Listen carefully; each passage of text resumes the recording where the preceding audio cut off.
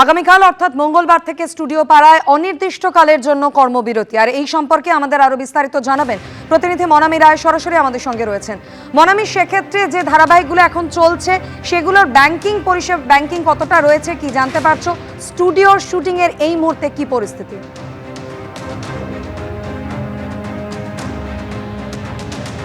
এই মুহূর্তে আমরা দাঁড়িয়ে রয়েছি ইন্দ্রপুরী স্টুডিওতে, যেখানে একাধিক ধারাবাহিকের শুটিং চলে। আমার পিছনেই যে স্টুডিওটা দেখা যাচ্ছে, যে সেটটা দেখা যাচ্ছে, সেটা আমাদের দাদামণির ধারাবাহিকের শুটিং ফ্লোর, এবং তার সাথেই এই ডান দিকে যে ফ্লোরটা রয়েছে সেটাতে পরিণীতা শুটিং হয়, এবং তার সামনে যেটা রয়েছে সেখানে কমলা নিবাস যে ধারাবাহিক আসতে চলেছে তার শুটিং হয়।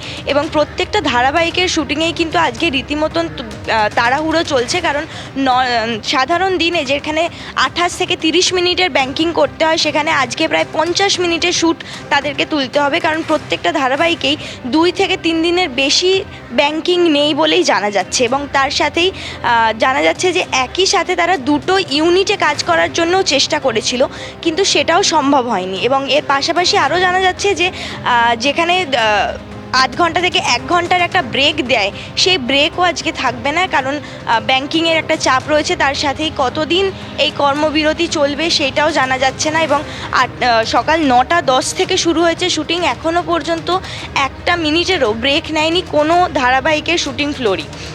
যেটা দেখতে পাচ্ছ যে প্রত্যেক আর্টিস্টই তারা রেডি হয়ে রয়েছে, তারা শুটিং করার জন্য একদম রেডি। এবং তার পাশাপাশি যে 3টে ধারাবাহিকের শুটিং চলছে এই ফ্লোরেতে, সেই 3টে ধারাবাহিকেরই কিন্তু প্রায় 50 মিনিটের শ্যুট হবে, যেটা সাধারণ দিনে 28 থেকে 30 মিনিটের শ্যুট হয়। সুতরাং বোঝাই যাচ্ছে যে এই কর্মবিরতি কতদিন চলবে সেটা জানা যাচ্ছে না বলেই প্রত্যেকটা ধারাবাহিকই কিন্তু তাদের ব্যাংকিং তোলার জন্য রীতিমতন চাপে রয়েছে। ধন্যবাদ মনামি।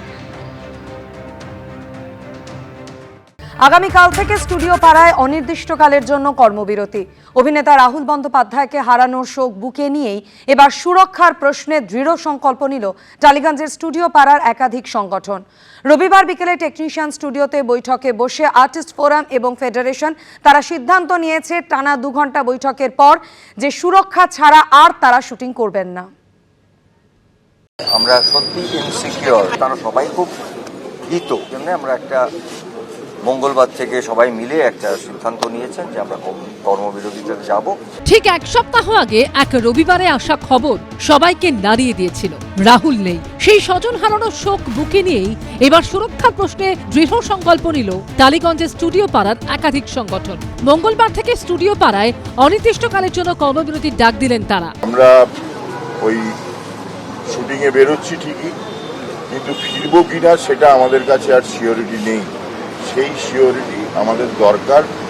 রাহুল আমাদের শিখিয়ে দিয়ে গেছে, ওই সিকিউরিটি ছাড়া বাড়ি থেকে বেরিও না। মঙ্গলবার সকাল থেকে কর্মবিরতি পালন করব সমস্ত আর্টিস্ট, সমস্ত টেকনিশিয়ান, যতক্ষণ না আমাদের সুরক্ষার ব্যবস্থা করা হবে। আমাদের সব সংগঠনের নানান রকম নাম আছে, তবে আজকে এখানে আপনারা বুঝতেই পারছেন যে আমরা এখানে এসেছি, অবশ্যই রাহুল এটা করে দিয়ে গেছেন। সবাই মিলে আলোচনা করেছি যে সত্যি আমাদের শিল্পীদের, টেকনিশিয়ানসদের, আমাদের ক্যামেরাম্যান ডিপার্টমেন্টে যারা কাজ করেন ফিল্ডে, তাদের একটা সুরক্ষা দরকার। রবিবার বিকেলে টেকনিশিয়ান স্টুডিওতে বৈঠকে বসে আর্টিস্ট ফোরাম ও ফেডারেশন টানা 2 ঘন্টা ধরে বৈঠকের পর সিদ্ধান্ত হয় সুরক্ষা ছাড়া আর শুটিং করবেন না তারা। এই রাহুল যে আমাদের ছেড়ে চলে গেল, কে তার দায়ভার নিচ্ছে? কেউ তো এগিয়ে আসছেন না, কেউ তো সত্যটাকে উদ্ঘাটন করছেন না। এই কর্মবিরতি আমরা কেউ চাই না, কিন্তু আমরা করতে বাধ্য হচ্ছি। আমরা নিজেরা কেউ সেফটি বা সিকিউর নই। আমরা শেষ অবধি লড়বো, শেষ অবধি জানতে চাইবো যে কেন রাহুল এভাবে আমাদের ছেড়ে চলে গেল। রাহুল আমাদের কাছে একটা এক্সাম্পল সৃষ্টি করে দিয়ে গেল, আমাদের সবাইকে এক করে দিয়ে গেছে। এই দিনের বৈঠকে উপস্থিত ছিলেন প্রয়াত রাহুল অরুণোদয় বন্দ্যোপাধ্যায়ের স্ত্রী প্রিয়াঙ্কা সরকার। সৌমিত্র রায় রিপোর্ট, এবিপি আনন্দ, কলকাতা। এবিপি আনন্দ, এগিয়ে থাকে, এগিয়ে রাখে।